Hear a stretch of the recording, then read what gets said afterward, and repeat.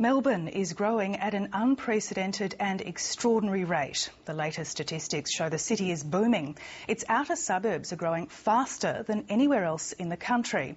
The state government says it's doing all it can to keep up with an exploding population.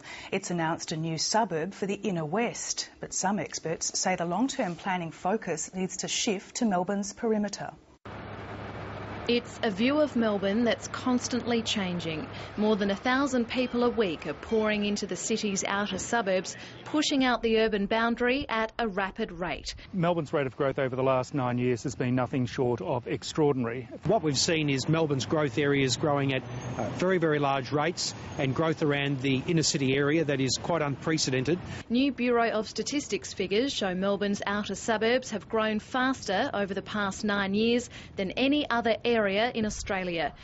605,000 people have moved to the city in that time, with Wyndham, Melton, Cardinia and Whittlesea topping the list of the country's fastest growing municipalities. These are real population pressures that Melbourne is facing. The government recognises that. We've inherited them, but we will respond to them. The government's been quick to rezone the Bradmill industrial site at Yarraville, where 1,000 homes will be built.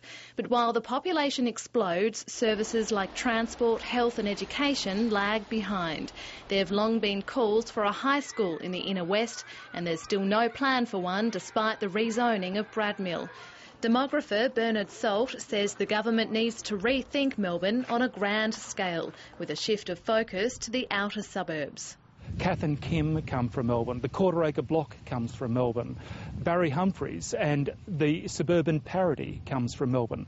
We are a suburban people, and we're not about to let go of our love of suburbia easily.